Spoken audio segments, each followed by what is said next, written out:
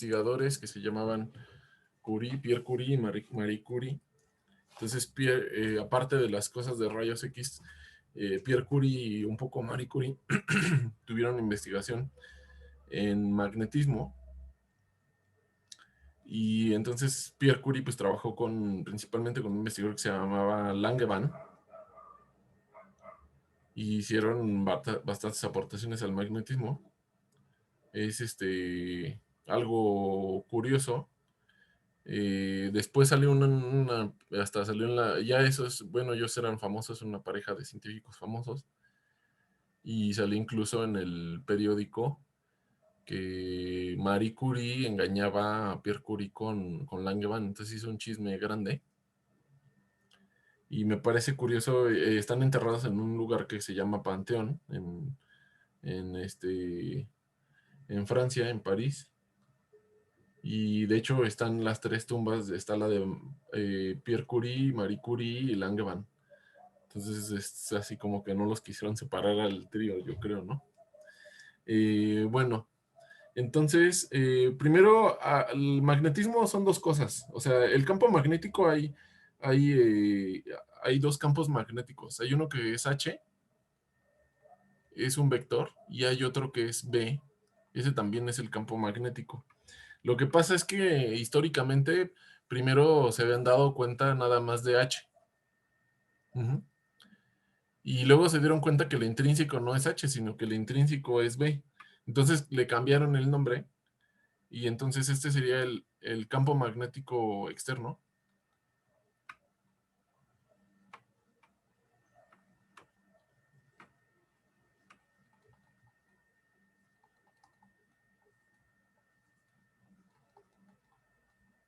Bueno, ya puse H.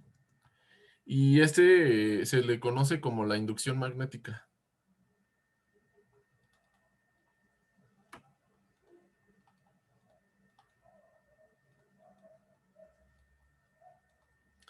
En libros actuales es más común encontrarlos así, pero en libros viejos nada más dice campo magnético, para cualquiera de los dos. O sea, H o B puede ser campo magnético. Eh, este B también se le puede llamar como la intensidad del campo magnético.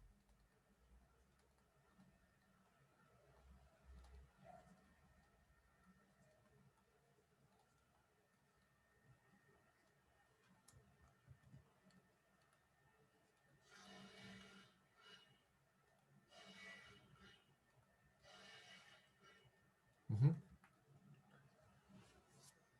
Eh, y entonces hay una relación entre ellos. Y entonces este campo magnético B es el que se encuentra dentro de los materiales. Y este es el campo que está afuera.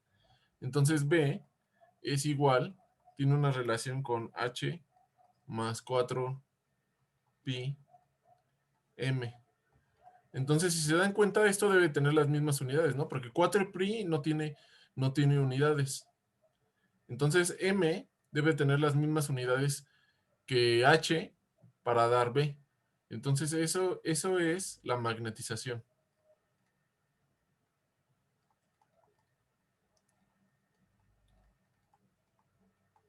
Entonces, vamos a pensar, la magnetización, entonces, lo que nos está diciendo es que es un campo magnético o algo parecido al campo magnético porque tiene las mismas unidades, pero esta magnetización viene del material. Entonces, la magnetización interna del material va a ser igual al campo magnético más esta, o más bien este campo magnético externo más la magnetización. Entonces viene otro concepto, que si es lineal, vamos a dividir todo entre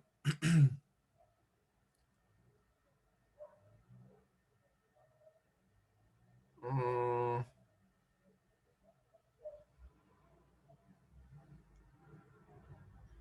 todo entre H podrían despejar aquí y dividir todo entre H. Hay otro concepto que sí es lineal, esto se le conoce como la susceptibilidad magnética.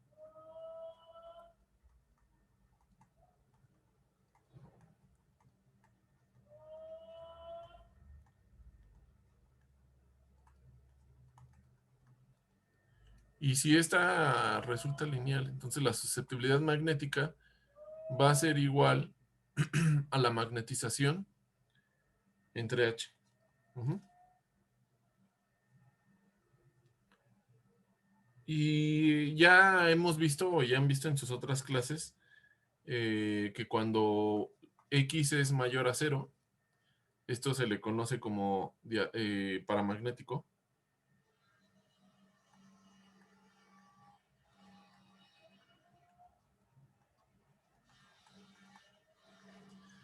Y cuando, perdón, aquí dije X, pero no es X. Esta es la letra griega chi.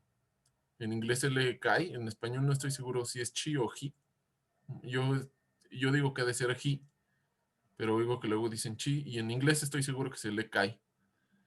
Y entonces esta susceptibilidad magnética, kai, si es menor a cero, esto se le conoce como diamagnético.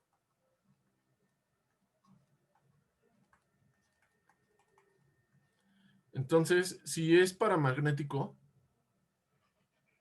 quiere decir que cuando ustedes le ponen un campo magnético a un material, ese campo magnético entra, porque la respuesta es positiva. Pero si, o sea, aquí, esta magnetización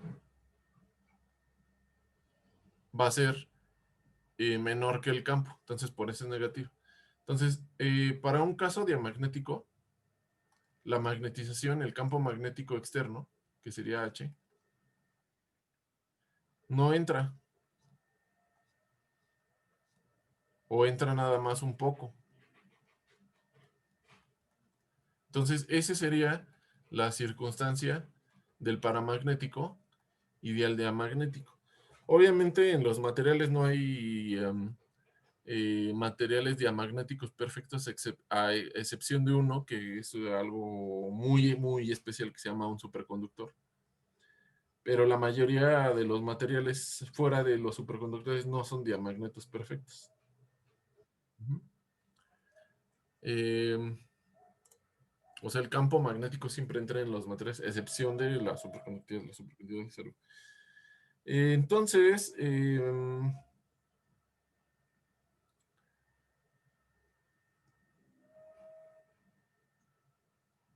esta magnetización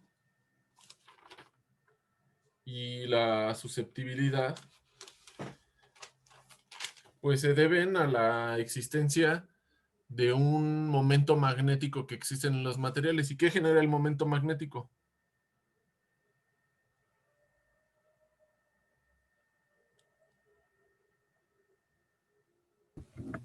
El spin de los electrones.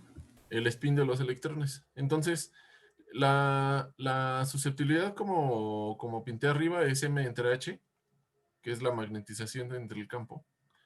Pero eso, así ves, esa magnetización se debe de ver a un momento magnético de los electrones. Y esta parte que estamos viendo es una parte macroscópica, pero vamos a entrar a la parte microscópica y ver cómo se genera, pero no voy a desglosar esto, no lo estoy, no estoy haciendo la demostración de cómo ocurre, pero resulta que es así. Este 3KBT se parece mucho a lo de la capacidad calorífica a altas temperaturas, con un modelo estadístico de Boltzmann, entonces tiene que ver con eso, ¿no? Entonces, eh, este es una constante, mu, la, que vale 4pi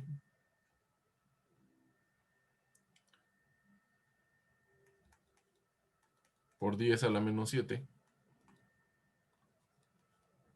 que es la constante de permitividad. Ujú. Este es un 2. Voy a borrar. Y este se le conoce como el momento magnético efectivo, o nada más muy efectivo, a veces dicen, ¿no? Entonces, muy efectivo, o el cuadrado de muy efectivo, es igual a la suma, sería hasta n, donde n son todos los átomos, del momento, de la fracción mol de cada uno de los átomos, o más bien el número de átomos, por el momento que tenga cada uno de ellos, pero debe ser al cuadrado. Y entonces, la susceptibilidad total va a ser igual a la suma de la susceptibilidad de cada uno de los átomos por la susceptibilidad que tenga cada uno de ellos. Entonces, la susceptibilidad viene de los electrones, ¿no? Del momento magnético de los electrones.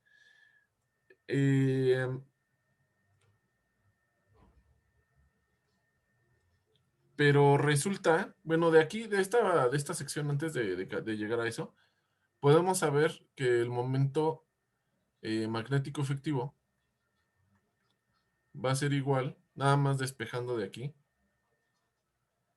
a un magnetón Bohr. O sea que un magnetón Bohr es el momento magnético de un solo electrón. O sea, un magnetón Bohr es igual a la carga del electrón por la constante de Planck entre 2 veces la masa del electrón. Esta es una constante.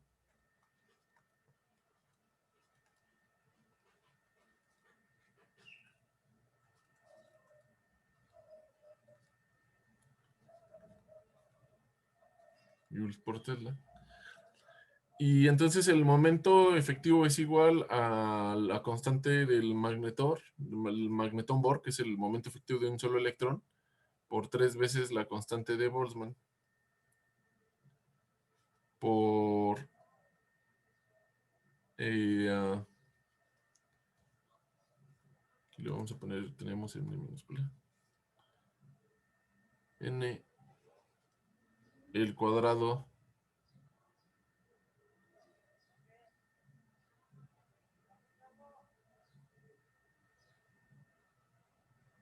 aquí creo que me equivoqué, a ver, con el cuadrado magnetón Bohr.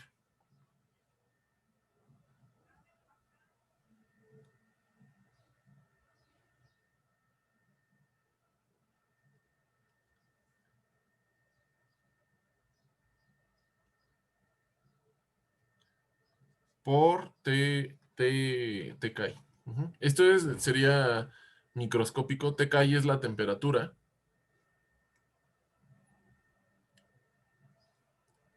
Y entonces, de forma microscópica, podemos ver que el momento magnético de los electrones viene dado, que tampoco voy a deducir de dónde sale, magnetón Bohr, S por S más 1, donde S es el spin total. Y en algunos casos, esto ocurre principalmente en los 3D, se llama que, bueno, ustedes saben que el momento magnético de los electrones viene de dos casos. Uno es que se está moviendo en un orbital y entonces una carga que se mueve genera un momento magnético. Pero también viene del spin, entonces esta parte viene del spin, pero faltaría cuando genera un movimiento y entonces la expresión, digamos, más completa sería que el momento magnético es igual a una constante G, que se llama constante de Landé, que normalmente vale 2, por el spin, S más 1, más el momento angular orbital. Entonces, esta parte, este es un 1, es la parte angular orbital, pero esto solo ocurre en algunos casos. O sea, esto es cuando cuando no se cancela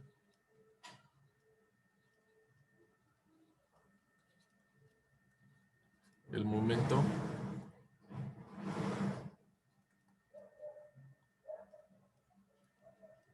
angular orbital. Y en este caso sí, esto ocurre en los metales 3D. Y en algunos otros materiales. Aquí la excepción es en el cobalto. En el cobalto no se cancela.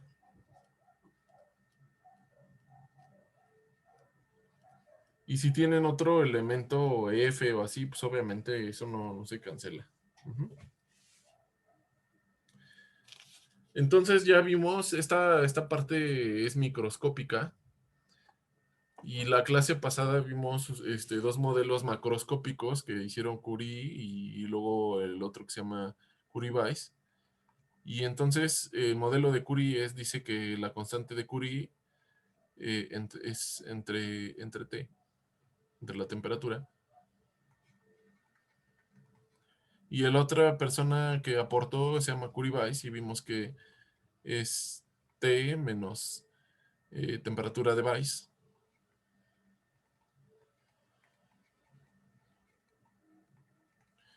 Entonces, aquí podemos, de esta expresión de Curie, vemos que C es igual a Chi T.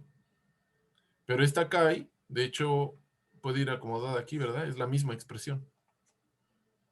Entonces podemos reacomodar esta más bien como el momento efectivo.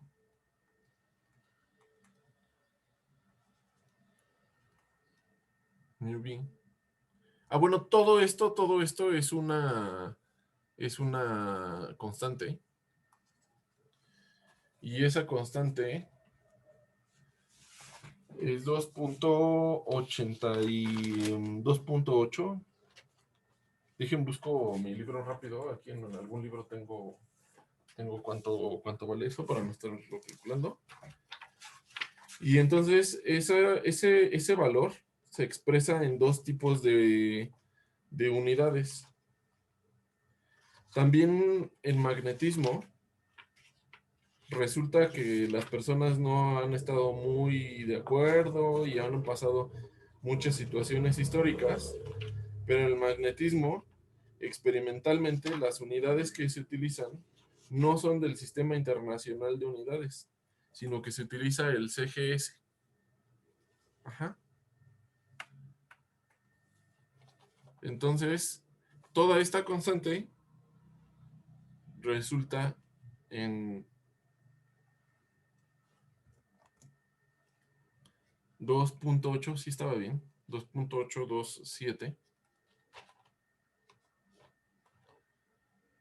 C en CGS y el momento efectivo en unidades del Sistema Internacional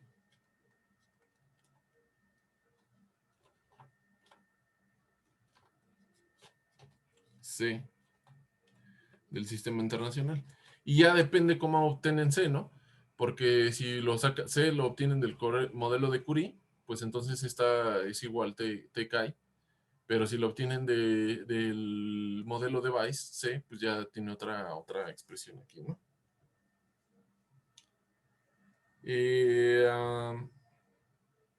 Entonces, si se fijan, la magnetización es algo que podemos medir, el campo magnético es algo que podemos medir. Acá arriba empezamos. Es algo macroscópico que podemos medir con un magnetómetro. El campo magnético, hacemos unas bobinas y algo que se llama pick-up coil, o sea, la bobina detectora, y le ponemos un campo magnético, y entonces con la bobina detectora vamos a saber cuál es la magnetización, y si eso lo dividimos entre el campo que le aplicamos, pues nos va a dar la susceptibilidad, y la susceptibilidad estamos diciendo que es proporcional al momento de lo efectivo, al cuadrado del momento efectivo. Ajá, todo esto son constantes, es proporcional. Y entonces el momento efectivo tiene que ver con los electrones. Y entonces el momento efectivo nos va a decir cuál es el spin de los electrones, y en caso de que el momento angular orbital esté presente, también nos va a dar la suma del spin y el momento angular orbital. Entonces, prácticamente, con con lo que estamos resumiendo, aquí ya está C, estas son constantes que damos, este está aproximado a 2. Nos, obteniendo el momento magnético experimental, podemos saber cuál es la dirección de los electrones, o sea, cuántos electrones desapareados hay. Uh-huh. Entonces, en la clase pasada vimos la parte experimental.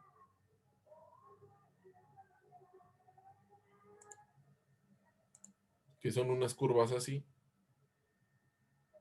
Y si ustedes ajustan el modelo de Curie-Weiss en la parte paramagnética, no cuando ya se ordenó. Cuando ya se ordenó ya no, porque ya no aplica ese modelo de Curie-Weiss, ni de Curie. O sea, la parte paramagnética es aquí donde está desordenado todavía, arriba de las transiciones. Ajá. Si ajustan debajo de las transiciones, eso está mal. O sea, arriba de las transiciones. Ajá.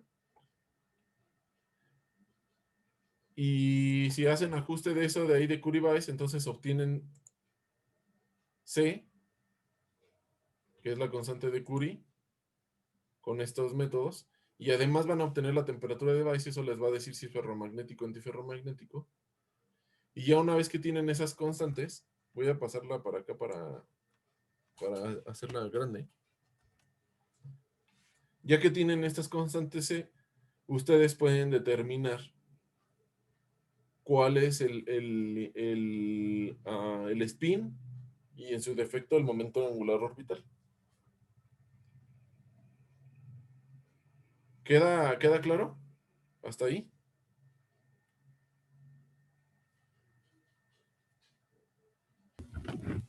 Yo tengo una pregunta, Marco. Sí, dime. Pero es en la parte anterior, la de los apuntes. Sí, dime. En la parte donde dice que el momento magnético efectivo es la suma desde I hasta N mayúscula. Este. Ajá, en esa. La N subíndice I minúscula se refiere a cada átomo en particular. O sea, si tuviéramos un material que es de distintos átomos, la NI se referiría a cada átomo en particular y la N mayúscula al total de átomos, ¿o cómo es? Ah, sí. Bueno, esa es buena pregunta, porque una chica de maestría de licenciatura, hace poquito estaba necia que no era así. Le dije, a ver, vamos a hacerla, porque en ese compuesto que me dio tenía diferentes átomos. Entonces, el momento efectivo, o sea, a veces nada más es un átomo magnético, ¿no? Pero llega a pasar de que tengas dos. Entonces, en ese caso, serían dos sumatorias. O sea, a cuadrado más NB por nu del momento magnético del átomo B. Entonces tendrías dos sumatorias, ¿no? Sería con dos índices.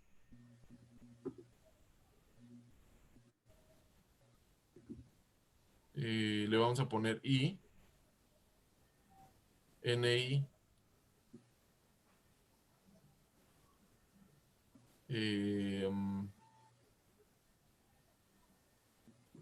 I cuadrado. Y la otra sumatoria sería para el otro átomo, que le vamos a poner J. Y entonces sería más NJ del momento magnético en J. Ajá, entonces hay que sumar todos los iones que, que tengas, que sean magnéticos. Los que no son magnéticos, pues no importa, porque no tienen electrones y entonces el momento magnético es igual a cero. Ajá. Pero es el cuadrado, que esa es la situación. ¿Y por qué es el cuadrado?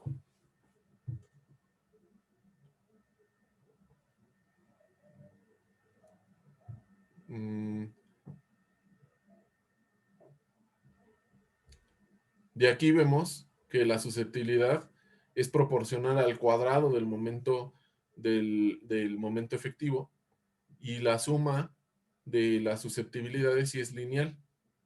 Ajá, pero la suma del momento no, la suma es cuadrado. Entonces ahí tengan cuidado porque ahí estaba ahí que no, es que ¿por qué cuadrado? Y no sé qué, le digo, pues ponte a deducirla. Pues dice, es que no viene en el libro de texto. No, pues es que no, ya estás en maestría, no va a venir en libros de texto. Hay que buscar artículos o ponerte a deducirla tú misma, ¿no? Entonces ahí tengan cuidado si efectivamente es correcta esa pregunta. Bueno, es pertinente. ¿Alguna duda? Ok, gracias. Más detalles de esto, de magnetismo, ya le vamos a parar aquí. Me gusta usar un libro que se llama Magnetism in Condensed Matter y se llama Stephen Blundell. Stephen Blundell es un investigador bastante famoso, tiene varios artículos importantes. O sea, ahí vienen varias cosas de este puro magnetismo en materiales, ¿no? Así, puro magnetismo y muchos detalles, hay mucho, o sea, se puede echar otro curso nada más de puro magnetismo en materiales. Obviamente, primero hay que ver algunas cosas básicas de electromagnetismo. ¿Dudas?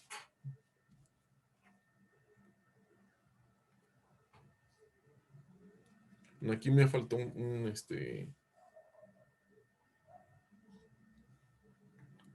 ahí, sería así, ¿no? Ujú. ¿Dudas o algo?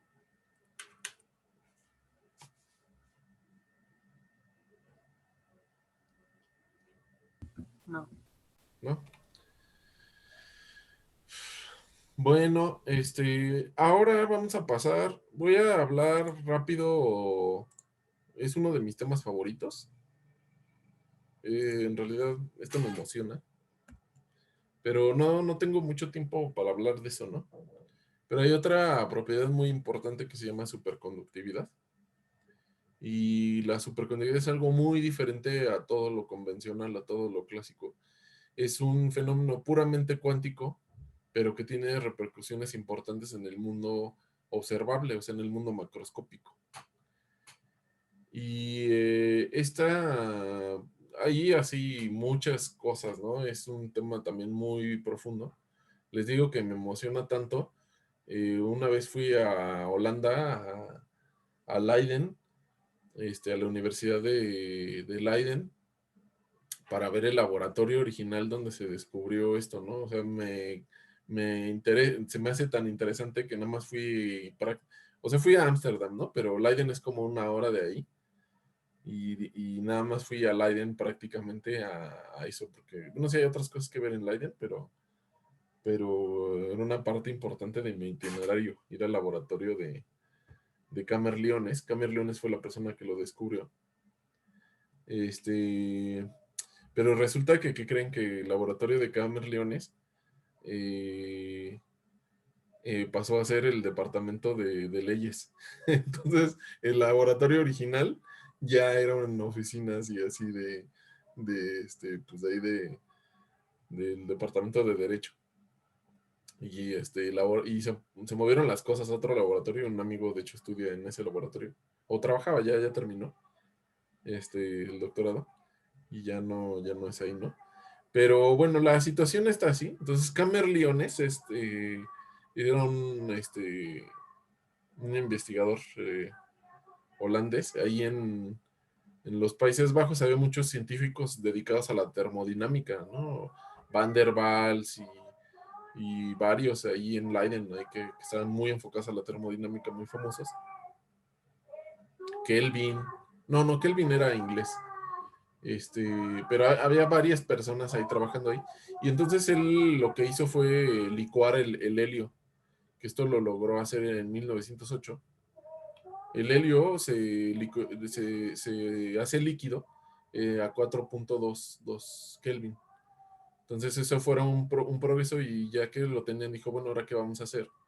Y había algunas conjeturas de qué es lo que pasaba cuando enfriabas un material metálico, que si va, aquí no, bueno, a ver, vamos a ver, sí, tengo esas curvas parecidas.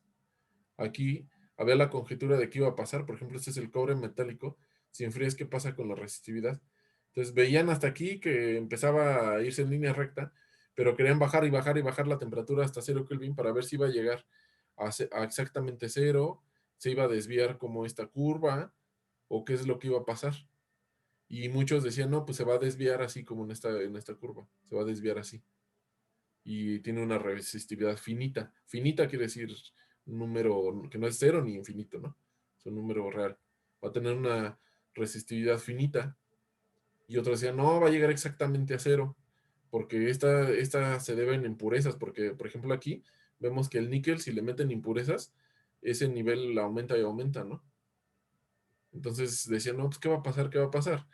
Y entonces Kelvin decía, no, no puede llegar a cero y así, ¿no? Entonces, de lo que había esa discusión entre Kelvin y Camerleones y varias personas dedicadas al estado sólido. Y Camerleones dijo, ah, pues vamos a hacer el experimento. Y el metal más fácil de purificar es el mercurio, porque como es líquido a temperatura ambiente, pues fácilmente lo puedes destilar. Lo destilas y lo purificas fácilmente, llegas a una pureza muy alta. Y así ya no iba a haber duda que si es una impureza o no es una impureza. Entonces lo purificaron y cuentan ahí las malas lenguas en Leiden, que ese día realmente Leiden ni estaba en el laboratorio, que llegó tarde, que dijo, iban a empezar el experimento, pero se le hizo tarde. Le hablaron al celular, ¿verdad? No es cierto, no había celular en ese entonces. No, y dijo, no, ya empezaron, y pues él llegó y ya estaba el experimento empezado. Y y resultó que de repente el mercurio, la resistencia se cae. O sea, va bajando en esa línea, y pues no pasaba de que llegaba finito ni que llegara a cero. Resulta que desaparece la resistencia de la nada, desaparece. Obviamente, pues lo que uno hace como experimentalista cuando esto pasa, cuando ve algo así tan inesperado, dice, ya se descompuso el, este, el aparato, ¿no? Con el que estoy, en este caso, pues yo creo que se necesita un puente para medir la resistencia. Entonces, no, pues ya se descompuso y hay que volverlo a medir. Y hay que volverlo a medir. Entonces lo midieron, le midieron, pues vieron que no y probaron otros aparatos, vieron que no, es realmente, eh, es real. Y luego empezaron a medir más materiales y se dieron cuenta que esto es real. Es tan importante esto que a los 2 años ganó el premio Nobel. O sea, de 1911 que lo descubrió el 8 de abril de 1911, en 2 años ganó el Nobel. Eso es muy raro. Normalmente pasan años, se hacen viejitos para que te den el premio Nobel. Pero en 2 años lo ganó. Porque hay muchas implicaciones dentro de ahí. Dentro de esto hay cosas importantes. Bueno, la superconductividad es tan importante, tan relevante, que es el tema que más premios Nobel ha dado en química y en física. O sea, hay de todo. O sea, estos son algunos importantes. John Bardeen, de hecho, ganó 2 premios Nobel. Él es de las pocas personas que tienen 2 premios Nobel en ciencias. Eh, Hay algunos que tienen, por ejemplo, uno de la paz y otro en ciencias y así, ¿no? Pero John Bardeen ganó dos en ciencias. Eh, una teoría importante, esta la ganó por una teoría importante. No sé si han visto hay una serie de televisión que se llama Big Bang Theory, y uno de los personajes se llama Cooper, y es en honor a este científico. Este científico creo que falleció hace un año o algo así, o creo que sigue vivo, no me acuerdo. Leon Cooper, y es en honor a ese científico. Él hizo entre estas tres personas, hizo una teoría muy importante para describir la superconductividad. Eh, de hecho, todavía premios Nobel recientes son de superconductividad, o sea, porque todavía no se sabe, no logramos describir al 100% a predecir por qué existe la superconductividad. Esta teoría describe muchos materiales y resulta que empieza a haber materiales que no están dentro de esta teoría, y eso se les llama no convencionales. Pues tiene muchas aplicaciones. Para hacerla corta, mejor voy a explicar rápido qué es la superconductividad en sí. Eh, y entonces hay dos fenómenos muy importantes en la superconductividad. El primero es que se hace totalmente diamagnético. El material es puramente diamagnético. El campo magnético no logra entrar aquí, a ese material. Cuando la temperatura es menor a algo que se llama la temperatura crítica, la temperatura crítica es el momento en el que se convierte en superconductor. Si tú bajas más la temperatura, no entra el campo magnético, es puramente diamagnético. Es como un espejo perfecto, un espejo que refleja el campo magnético. El campo magnético aquí interno es cero. Ujú. Y arriba del campo de la temperatura crítica, cuando subes la temperatura crítica, el campo magnético penetra perfectamente aquí al material. Entonces ese es un superconductor, de hecho tipo 1, hay unas clasificaciones tipo 1, tipo 2.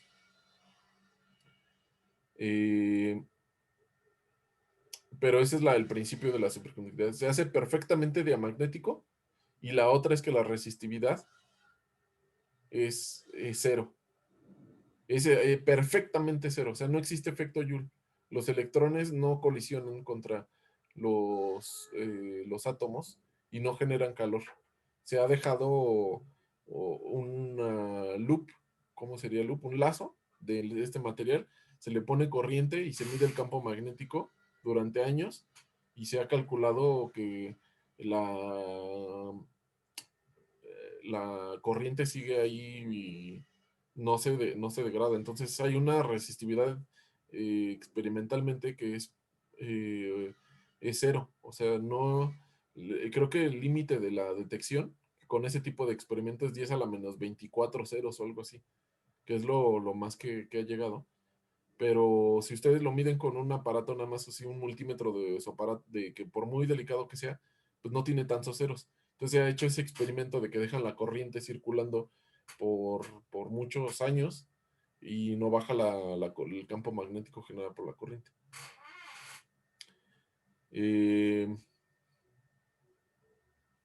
y bueno, además aparece esto, ¿no? Este es un tipo 2. En el tipo 2 en realidad sí hay una penetración del campo de que algo que se llaman fluxones. Y aparece este tipo, yo creo que todos han visto un video así de, de un superconductor flotando. Si no, ahorita les pongo uno, creo que tengo ahí uno en YouTube que grabé en Alemania, nada más que creo que está de incógnito, porque la persona que grabé no le estoy diciendo que ustedes lo están viendo. Estaba dando una conferencia. Ya estas son cosas muy delicadas. Bueno, a lo mejor ahí. Eh, Estaba él dando una explicación para chicos de preparatoria. Para esto yo ya estaba trabajando como investigador y entonces me dijo, acércate, acércate, ¿no te interesa estudiar esta carrera? Mira, vamos a ver este tipo de cosas y así. Y me dio risa y ya le dije, no, pues la verdad yo soy investigador y trabajo en investigación en superconductor no convencional y así, así, ¿no? Entonces me dijo, no, pues ya no necesitas ninguna explicación, ¿no? Ahorita a ver si encuentras el link de ese video. Este es un histórico de superconductores. Esta es la temperatura crítica aquí en Y, y este es el año, ¿no? Entonces, el primero, pues, fue en 1911 con Camer-Leones. Después vino esta rama importante del lantano, bario, cobre, oxígeno. Estas personas ganaron el premio Nobel, Bernard Müller. Eh, Creo que les comenté, ¿no? Que Berns es asesor de doctorado de mi asesor de doctorado. Es como mi abuelo académico. Y luego otra persona que se llama ay, no recuerdo. Es de origen asiático en Estados Unidos, creo que sí. Paul Chu, creo que se llama Paul Chu. Y descubrió superconductor a más alta temperatura. Y estas personas pues también ganan el premio Nobel por eso, ¿no? Y llegó hasta aquí. Luego otra importante, de otra rama importante es de magnesio boro 2. Eh, Este es en Japón, en Hiroshima, pero se me olvidó el nombre del investigador. Otra rama importante, muy estudiada ahora, es hierro arsénico. Es importante porque antes de esto ninguno había sido magnético y se creía que no eran compatibles. Esto lo descubrió Hideo Hosono, también es un investigador muy importante. Estuvo nominado al premio Nobel hace 3 años. No lo ganó, pero tiene mucha investigación en muchas cosas de Estados Unidos. Hideo Hosono está en la Universidad de Tokio, en Tokyo Tech. Y esta está hasta el 2010, pero en el 2013, 2000, sí, déjenme ver, estoy pensando, estaba yo en Japón en ese entonces. Fue en el 2013, no, debe haber sido en el 2014, apareció el hidruro de azufre y resultó que es superconductor a una temperatura muy alta, a casi 240 Kelvin, que está arriba de esta tabla, hasta acá, a altas presiones. Y eso lo hizo un investigador que está en el Instituto Max Planck de Heidelberg, si no estoy mal. Creo que sí es el de... No, en Mainz. Y ese investigador Hermetz recientemente además encontró otro de hidruro 10 lantano que ya está a temperatura ambiente. Está ya... Este, no es cierto, el de hidruro de lantano fue hace después, fue con el 2016. Y siguiendo esa línea de hidruros, hace unos meses descubrió un superconductor a temperatura ambiente. De hecho, aquí puse las fechas, ando pensando, calculando fechas. En el 2015 fue a de 203 y las temperaturas exactas. Aquí está, 203 Kelvin a esta presión. Y luego en el 2019 el lantano hidrógeno 10, que es un hidruro, a 250 Kelvin. Y hace poquito ya descubrieron a temperatura ambiente. Entonces ha sido 100 años para llegar a esto, pero no les comenté, pero es muy trascendente, es muy importante esto de la superconductividad porque es una revolución tecnológica. O sea, puede traer beneficios totalmente diferentes. Es como cuando aparecieron los transistores de semiconductores. O sea, nos hizo las computadoras y supercomputadoras. Tenemos ahora smartphones. O sea, toda esa revolución tecnológica viene gracias a los semiconductores. Pero esta sería otro paso importante en la revolución tecnológica. Eh, ya no voy a hablar tanto de aquí. Creo que la siguiente diapositiva. Bueno, igual aprovecho para hacer el comercial. Estoy vendiendo sábanas Vianney. No sé si les interesan. No es cierto, no es ese tipo de comercial. Bueno, yo tengo un laboratorio de investigación que de hecho está muy relacionado. No sé por qué está aquí, pero la vi y dije, bueno, ya aprovecho. Tengo un laboratorio de investigación ahí en el EFE. Obviamente ahorita está cerrado, no podemos entrar, pero ahorita nos estamos dedicando a hacer cálculos computacionales. Entonces, ahí si les interesa ya después o ahorita les puedo mostrar de qué se trata. Es el laboratorio 229 del EFE, ahí cuando quieran ir, les diré, ahí está su casa y eso es efectivamente porque este laboratorio, digamos que yo estoy al mando, pero no son mis cosas. Estas son cosas de la universidad, esto es público, esto es para todos. Muchas personas dicen mi laboratorio, pero no es mi laboratorio. Es público, es de todos, está al servicio de todos. Y bueno, ahí nada más yo soy digamos, el administrador o bueno, es un laboratorio grande para 2 personas. El otro doctor se llama Alfonso. Ahorita está en Francia. Pero bueno, vamos a continuar. ¿Tienen alguna duda de esta parte de propiedades electrónicas? Ya acabamos todo, vimos un montón de cosas bien disparatadas de todo. Vimos de superconductividad, de semiconductores, propiedades magnéticas, les mostré de dónde vienen las bandas, cómo leer un diagrama de bandas, de estructura de bandas. Hubo cosas muy despertadas. Son temas difíciles porque hay muchísimo, o sea, cada temita que hablé son varios cursos de, de a lo mejor de nivel posgrado. Pero pues esta nada más es una introducción, no puedo andar tanto en esto, menos me puedo ponerse la parte matemática, son muchos, hay mucha profundidad. Pero no sé si tienen alguna duda que quieran decir.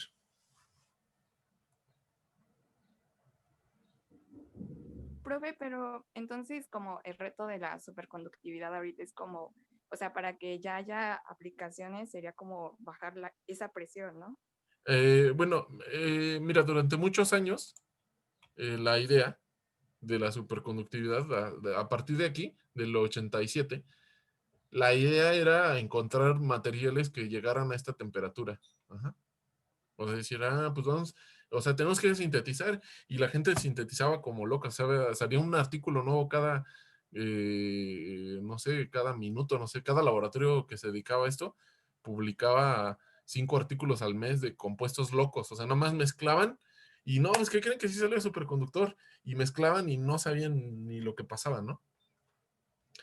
Y ya después, pues del 87 al 2020 que estamos, pasaron 33 años para que hubiera evolución, porque ese no es la ruta.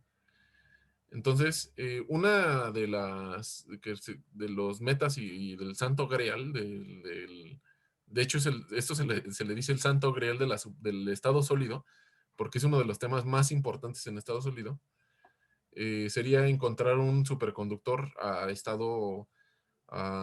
temperatura ambiente, ¿no? Entonces, eso se logró hace meses, hace unos 4 o 5 meses salió ese artículo.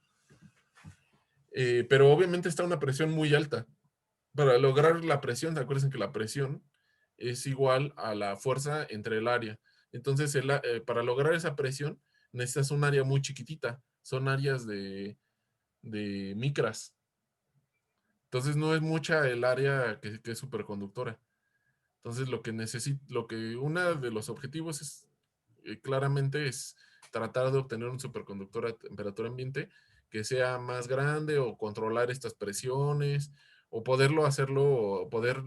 ejemplo, este material, el lantano, bario, cobre, oxígeno, eso es un sólido que pueden agarrar ahí en su mano, no está en ninguna presión. Entonces, eso fácilmente pueden hacer un procesador de una computadora, ¿no? Una computadora basada en superconductividad. Entonces, uno de los objetivos es ese. Pero además, a partir de los 70s, cuando aparece la teoría esta de Bardeen, Schiffer y Cooper, se empiezan a dar cuenta que hay superconductores que son no convencionales, y además esos superconductores no convencionales tienen propiedades muy locas. O sea, los electrones se mueven sin masa, los electrones se mueven nada más en una dirección, se mueven solamente con el spin para arriba, y otros con el spin para abajo, otros que nada más se mueven en la superficie. Ajá, eso tiene que ver mucho con topología. Entonces, esos superconductores no convencionales ya ha visto que tienen aplicación directa a muchos dispositivos que se pueden aplicar a la tecnología directamente. Entonces, una rama es buscar un superconductor a temperatura ambiente, y la otra rama es estudiar estos superconductores no convencionales, porque dan lugar, por ejemplo, estos materiales se pueden utilizar para procesadores de supercomputadoras. No quiero explicar ahorita cómo funciona una supercomputadora, pero la idea es que estos materiales funcionan para eso. Eh, otro, Otra rama, por ejemplo, para espintrónica, para transmitir energía de forma eficiente, y etc, etc. Pero esos materiales raros generalmente sí tienen una temperatura un poco más baja. Ajá, pero la idea ahorita es entender, porque no entendemos realmente por qué sucede. Hay muchos materiales que caben dentro de esa teoría, pero hay muchos que no, y no entendemos por qué. Y la idea también general es tener una idea general de por qué sucede, y ya una vez que sepas por qué sucede, ya puedes predecir qué es lo que va a pasar, qué material va a ser superconductor, qué material no lo va a ser. Porque ahorita no podemos hacer ni eso. O sea, no podemos predecir. A 100 años, imagínense, a 100 años de que se conoce este fenómeno y haya revistas dedicadas exclusivamente a esto, muchas revistas, no se entiende. Entonces, y no se entiende porque no ha habido las herramientas experimentales a lo largo de la historia capaces de encontrar detalles técnicos, ¿no? O sea, hay mucha teoría también. Eso sí, o sea, no crean que es porque no se entiende porque no lo han hecho, sino hay muchísima teoría, muchísimos experimentos, pero no ha habido a veces la parte técnica que dice, necesitamos un microscopio así, pero no existe, no lo podemos diseñar y después poco a poco va avanzando las técnicas, ¿no? Y se ha ido mejorando. Por ejemplo, esa presión ya se había descrito por eh, un investigador que se llama Ashcroft. Ashcroft es un investigador que tiene un libro muy famoso que se llama Mermin y Ashcroft. Ahorita está actualmente en Nueva Zelanda trabajando ahí. Y él ya había dicho que a altas presiones iba a pasar eso, pero no, técnicamente no habíamos sido capaces de alcanzar esas presiones. Entonces esas son las dos ramas principales. Ok, gracias. De nada. ¿Alguna otra duda?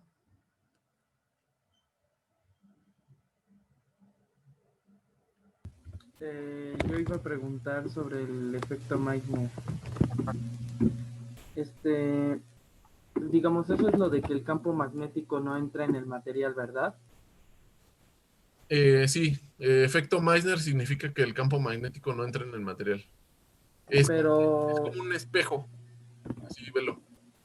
Ujú. ajá, pero mi pregunta es si, digamos, eso de que el campo magnético no entra en el material solo es cualitativo porque, por ejemplo, se ve que el material flota o sobre un campo magnético o si también es cuantitativo y se puede, digamos, determinar, digamos, qué tanto efecto Meissner puede tener un material con respecto a otro o algo por el estilo. Sí, de hecho sí, mira.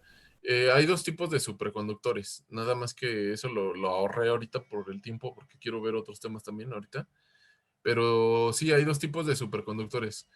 En el tipo uno el material no penetra absolutamente nada, eso lo podemos medir, porque si tú mides la magnetización te va a dar exactamente 1 entre 4 pi, que es de la relación matemática ahorita que les di entre campo y magnetización. ¿Lo recuerdan? Son de las primeras ahorita que estaba escribiendo.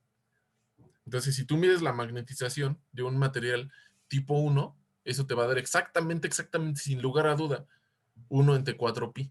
Entonces, quiere decir que el campo magnético no entra para nada, no entra absolutamente nada, ni una sola línea de campo magnético entra al material. Ujú. Ok. Pero hay otros tipos de superconductores que son los superconductores tipo 2. O sea, este no es como un imán. Si tú tienes un superconductor, por el lado que lo pongas, lo va a aventar. Nunca se va a pegar, lo va a aventar. No es que flote, lo va a aventar. Como si fuera un imán de los dos lados que tiene el lado contrario siempre. Lo acercas a un campo magnético, lo va a aventar. Para el lado que lo pongas. Ujú. Pero en el tipo 2 hay algo que se llama fluxones y entran unas líneas de campo aquí, pero eso depende de la temperatura. De hecho, es algo que aquí están las gráficas en la siguiente, pero no quiero ahondar en las funciones ni nada porque se nos va a ir el tiempo. Pero el campo magnético sí entra. Entonces entra en unas líneas de flujo y esto se llama flux spinning, porque ahora este superconductor logra mantenerse flotando porque hay unos campos magnéticos aquí que lo tienen anclado por dentro, pero la mayor parte del material expulsa el campo superconductor. Entonces esta parte lo tiene este, expulsando, pero aquí está clavado. Ajá. Entonces por eso se llama flux spinning, pero eso solamente ocurre en los superconductores tipo 2. La mayoría de los superconductores que conocemos son tipo 2 y hay muy pocos tipo 1. Todos los superconductores son puros como digamos, el mercurio, que es un tipo 1, es nada más un solo elemento. Y hay muy poquitos compuestos que sean tipo 1. ¿Hay alguna forma de determinar unas gráficas, algún comportamiento magnético que si esta fuera una clase de superconductividad me pondré a explicar, pero bueno, no voy a explicar aquí cómo ocurre eso. Hay campo crítico 1, campo crítico 2, de hecho aquí lo tengo explicado, pero no voy a andar. No sé si es suficiente para lo que estás preguntando, Iker, o quieres algo más. Creo que sí está bien. Es que lo preguntaba porque una vez en una clase de física, la profesora nos dijo que el efecto Meissner era solo como cualitativo y no cuantitativo, entonces por eso No, era la pregunta. mira, eso me enchila. Entonces vamos a ver más a fondo. Mira, hay dos diferentes tipos de modelos para describir cómo entra el campo magnético y el campo magnético 2. Este es un superconductor tipo 1. Entonces, tienen dos tipos de campo crítico. Según conforme bajas la temperatura, puedes determinar cuántos. Es más, puedes determinar si entra un solo flujo, un solo fluxón. Un fluxón es una cuantización del campo magnético. Si no mal recuerdo, es entre 2pi, no me acuerdo bien cuánto mide un fluxón, pero puedes cuantificar cuántos hay, cuántos entran. Te digo, en un superconductor tipo 1 no entra nada, no entra absolutamente nada de campo magnético. En los tipos 2, sí.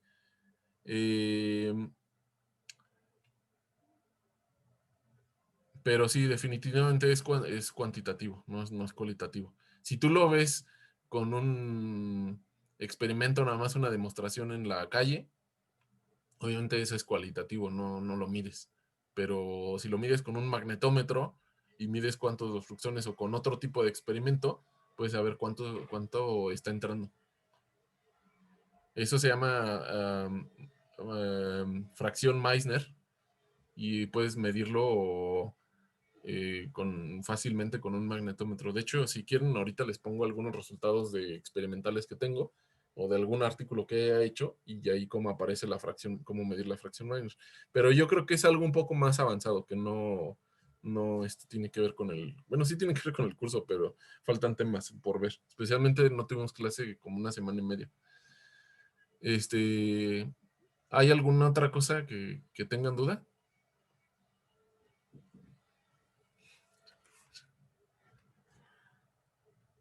Creo que no. Bueno, gracias. Bueno, vamos a pasar a otros temas ya más alivianados. Ya vamos a dejar de ver esto de estas cosas locas. Y vamos a ver, déjenme ver qué falta del temario.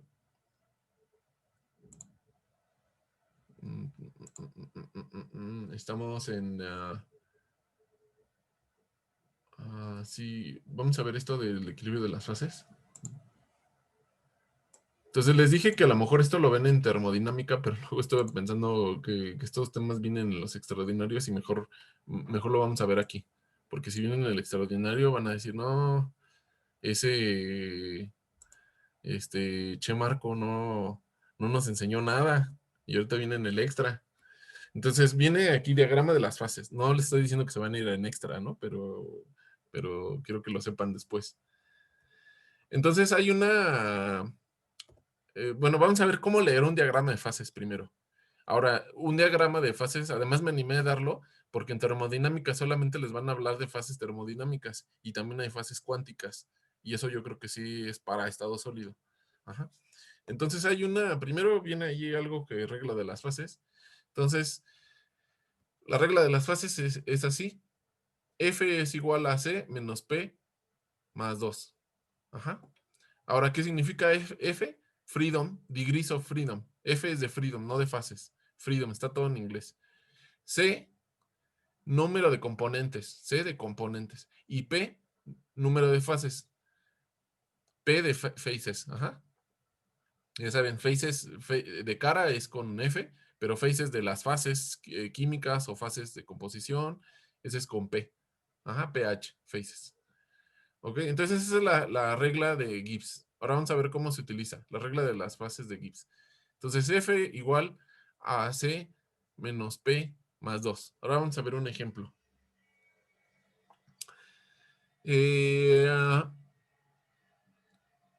Si ustedes quieren determinar cuál es el número de grados de libertad en el punto A, ¿qué es lo que tienen que hacer? ¿Cuántas fases hay aquí? En este punto A. ¿Una? Una. Fase líquida. Ok, ¿qué más necesitamos? La fase y ¿qué más? Los componentes. ¿Cuántos componentes hay aquí? En este diagrama.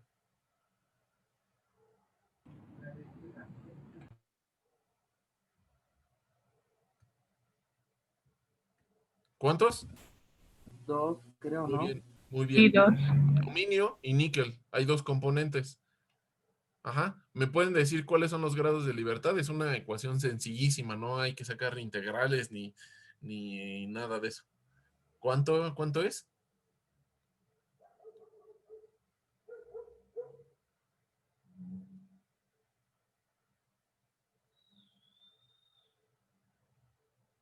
¿3?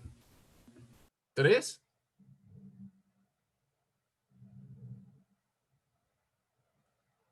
Sí, ¿no? 3. Entonces, ¿qué podemos modificar aquí? Si tenemos 3 grados de libertad. Quiere decir que podemos modificar la ¿La temperatura, temperatura? podemos modificar la composición y hasta podemos modificar la presión, porque aquí no se ve, pero pues entonces, si modificamos esas variables, vamos a seguir dentro del líquido. Ajá, va a seguir siendo la misma composición del líquido. Ahora vámonos acá, al B, al punto B. ¿Cuántas fases hay aquí? 2. 2 fases, correcto. La que está acá arriba, que es beta no sé qué, no dice, pero son 2 fases, esta y esta. Ajá. Entonces, 2 fases. ¿Cuánto es los grados de libertad?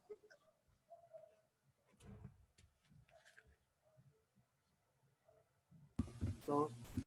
2. 2. Entonces, podemos mover solamente la composición desde esta línea hasta esta línea, pero si cambiamos la temperatura ya no. Ajá.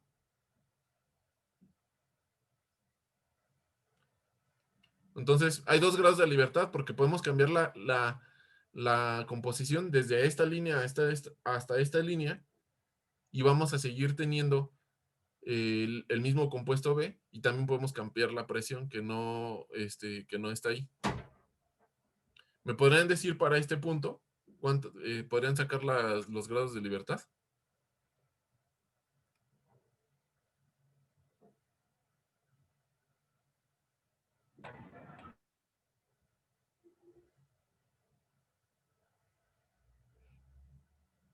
Solo 1. Solo uno, la presión nada más. Ajá, pero aquí no vemos la presión, a lo mejor en la presión hay otra línea hacia arriba. Entonces, así que en este diagrama de aquí, ya no podemos mover nada. Si cambiamos la composición y si cambiamos la composición, cambia la fase. Si cambiamos la temperatura, también cambia la fase. Pasaría de esta fase que se encuentra aquí a aluminio níquel. Entonces, así se ocupa la regla de las fases. Cuando ven un diagrama sin presión, de hecho, a lo mejor cometí aquí el error. Aquí sería utilizar 1. Cuando no tiene nada que ver la presión. O sea, si no está en 3 dimensiones. Si lo ven en 2 dimensiones, pondrían 1.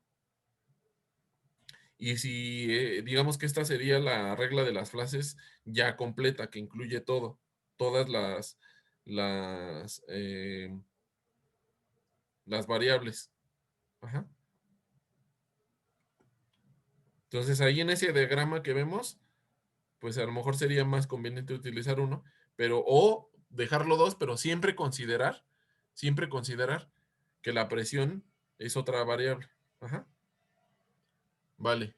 Entonces vamos a ver cómo leer diagramas rápido. Esta es la temperatura y esta es la presión. Aquí en este caso la composición no está cambiando. Por ejemplo, a esta temperatura y esa presión sería el compuesto sería gas, y luego este es un polimorfo, se le llama que tiene diferente estructura cristalina, entonces son diferentes estructuras cristalinas, Y y X, y aquí este es líquido, y entonces hay diferentes puntos acá.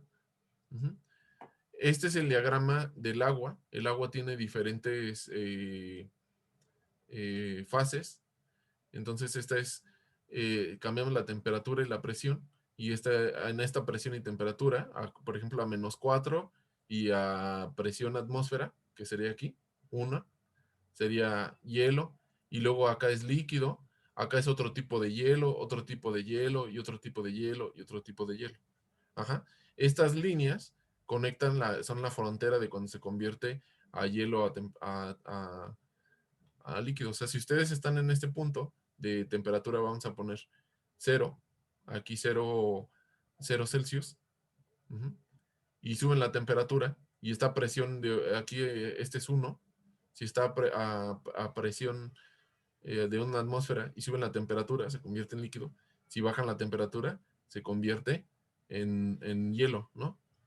Pero si cambia la presión, entonces si hacen presión de 2 atmósferas, entonces resulta que no se va a hacer hielo a 0 Kelvin, digo a 0 Celsius, sino a menos 20 Celsius.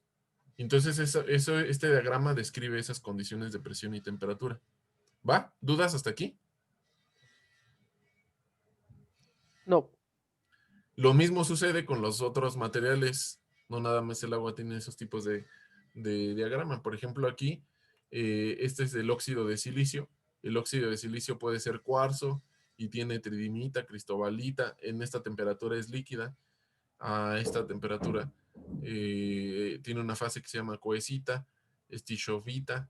Entonces, nada más cambiando la presión y la temperatura podemos cambiar la estructura cristalina. Entonces, en algún momento me dijeron, ¿cómo determinamos la estructura cristalina de un compuesto? Y la respuesta que les dije, eso es muy difícil porque hay que considerar presión y temperatura y sí, y hay que incluir mecánica cuántica y termodinámica. Entonces es una mezcla complicada y hay intentos de hacerlo, pero no funciona al 100 en la actualidad y se necesita una computadora para hacer eso. No se puede hacer como que, ay, este se ve como que va a ser cúbico. Y, no, yo digo que va a ser hexagonal. No, no es tan trivial. Necesita que es un cálculo complejo, que es una computadora. Entonces este diagrama de fases nos dice cómo determinar qué estructura cristalina va a tener. Hay diagramas de fase para el diamante, por ejemplo, cómo convertir el lápiz que tienen en su pluma en un diamante. Eso se puede hacer realmente, cambian la presión y la temperatura y lo convierten en un diamante. Hay diamantes ya sintéticos que se utilizan mucho en la industria.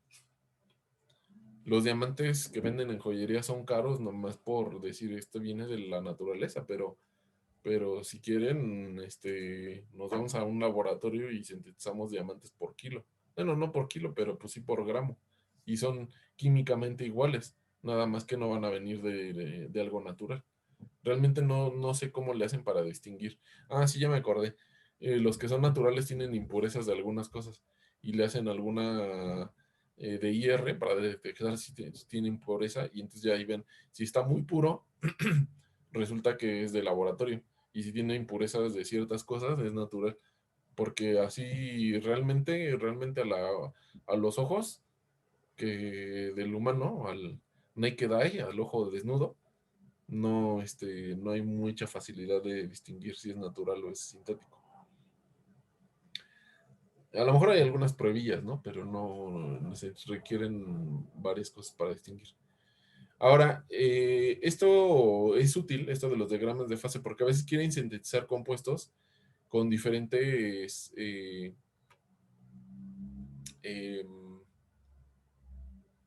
composiciones. Por ejemplo, este es, por ejemplo, una aleación de hierro-carbono.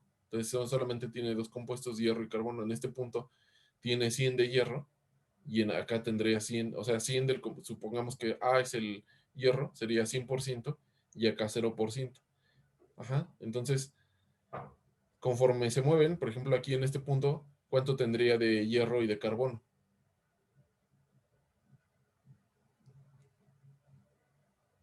50-50. Correcto, 50-50%. Entonces hay que leer el diagrama y en el diagrama debe de decir si es molar o es de masa, porque puede ser 50-50% molar o 50% en peso. Ajá, entonces hay que ponerle atención nada más ahí en el caption o donde se publique. A veces dicen el mismo diagrama ahí de cuánto es. Entonces, este tipo de diagrama muestra ese tipo de composición. Hay varias fases, una líquida, sólida, fases alfa, beta, gamma. Recuerdan ustedes que les dije que esos nombres de alfa, beta, gamma se les van poniendo conforme se encuentran las estructuras. Al principio, hace muchos años, tenían nombres, ¿no? Le ponen, no, pues que Cristobalita, ahorita acabo de decir, no, que Rutilo, no, que así, ¿no? Pero ya después, como van saliendo muchas y se dan cuenta que no son 2 ni 3, sino son un montón, pues ahora le ponen alfa, beta, gamma y así, ¿no? Nomás letras griegas, porque hay muchos tipos de fase con la misma composición. Entonces, estos diagramas tienen puntos específicos. La temperatura eutéctica es cuando pasa de sólido a líquido. Es la temperatura eutéctica. Y creo que hay algún detalle que no estoy diciendo. No recuerdo si en eutéctica no cambia la composición. Ahorita me dan unos 30 segundos para buscarlo porque creo que se me está escapando esa parte. Eutéctico. Ahorita vamos a hacer un ejercicio mientras confirmo que estoy bien. Y luego está la temperatura, el punto eutéctico. Ajá, entonces el punto eutéctico es la temperatura mínima a la que se mantiene como sólido, o sea, es el punto entre la frontera entre el sólido y el líquido sin que cambie su composición. Ujú. Entonces, hay diagramas donde podemos determinar la composición, que son de 3 elementos, de 4 o tendría que ser de más dimensiones, o sea, tendría que ser hacia arriba, verlo en 3 dimensiones. De 5 tendría que incluir el tiempo. Pero para una aleación de 3 es posible utilizar este sistema trigonal. Ajá. Entonces, aquí esta es una aleación de plata, aluminio y cobre. Se me olvidó poner la fuente. Creí que se le había pegado. No está muy bueno andar poniendo. Creo que más bien si la pegué, no la guardé. Ahorita la pego. Y ¿cómo se lee esto? Entonces, aquí dice que del cobre, en este punto es de 0 a 100. Ajá. O sea, aquí en estos puntos tiene del cobre tiene 10%, del cobre tiene 20%, de cobre tiene 40%, 50% y así, ¿no? Sobre la línea negra. Ahora, del aluminio, dice que este va de 0 a 100. Entonces va 10, 20, 30, 40, 50. Ajá, ok. Y luego, del aluminio va de 0 a 100. Por ejemplo, en este es 1%, 10% aluminio, 20% aluminio, 30%, 40% aluminio y así. Ahora, ¿cómo le vamos a hacer aquí adentro? Porque tiene varias líneas. Entonces, lo primero que hay que hacer, la primerita cosa que tienen que hacer ustedes, es determinar cuál es la línea que va a determinar. Porque si ustedes se ponen aquí en 10%, esta línea va para acá y esta línea también va para acá. Tiene 2 líneas. ¿Cuál es la buena? Entonces, ¿cómo le vamos a hacer para identificar cuál es la buena? Nos vamos a la escala del cobre primero, o al que quieran. Vamos a analizar la del cobre. Nos vamos al 0. Aquí son instrucciones. Vea la composición igual a 0. Ahí está. La composición igual a 0. Después, encuentra la otra línea y encuentra las líneas paralelas a esa línea. Entonces, para el cobre, voy a empezar a rayar.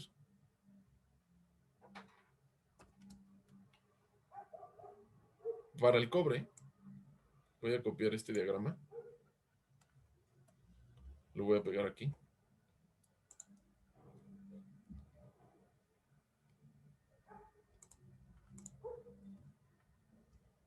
Para el cobre,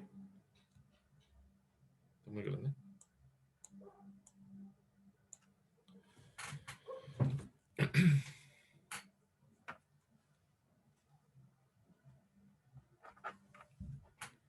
Las líneas son las que están así, en esta dirección.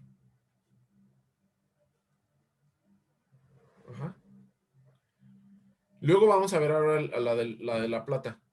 ¿Cómo es las instrucciones? Nos vamos al 0, encontramos la otra línea, entonces es esta línea, y las líneas paralelas. Entonces, para la plata, son las líneas que van en esta dirección. Y para el aluminio, hacemos lo mismo. Nos vamos al 0 del aluminio, 0. Buscamos la otra línea, y las líneas que son paralelas son estas.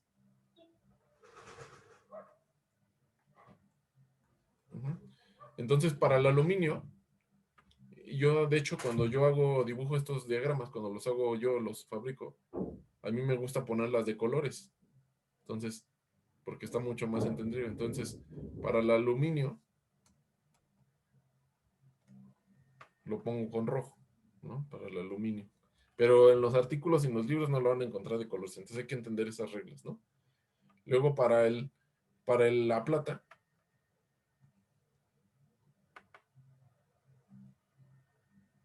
quedamos que es esta. Entonces, para la plata vamos a poner las líneas así, en esta, las líneas en esta dirección.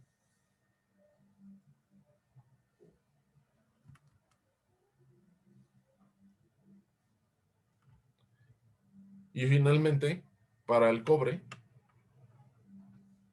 que son estas, las líneas están en esa dirección que pusimos ahí, que son las paralelas al eje que está junto a 0. ¿Ok? Entonces, vamos a hacer un ejercicio de 1 minuto, que ya no nos queda mucho tiempo. Y me van a decir cuál es la composición molar del punto A. Tienen 1 minuto para hacerlo. Piénsenlo, cuál es la composición molar en ese punto. Leerlo. Entonces vamos a ver. En este punto quedamos que las líneas azules van hacia arriba. Entonces, para el cobre, no son estas líneas, son estas líneas que van hacia arriba. Entonces, el cobre, 10%. Plata, ¿cuánto sería la plata? ¿Son estas o estas? Ajá, muy bien. Plata, 80%. Y el otro 10% que falta es el aluminio, que va en esta dirección. Entonces sería 10% cobre, 10% aluminio, 80% plata. ¿Fórmula química de esa aleación? ¿Me pueden decir?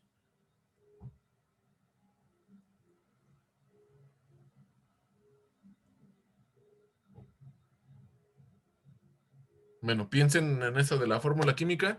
Nos vemos el día de mañana, no, el día lunes.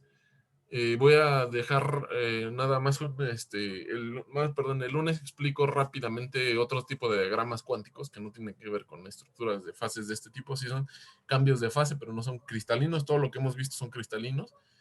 Y en termodinámica no creo que vean cosas de cambios de fase cuánticos. Recuerden que el examen se los envié el viernes. Y todavía habría que resolver, todavía el lunes voy a explicar algo de efectos cristalinos. El miércoles es aclaraciones y retroalimentación del examen. Y pues ya, feliz Navidad otra vez. Cuídense. Muchas gracias, Marco. Bye, que les vaya.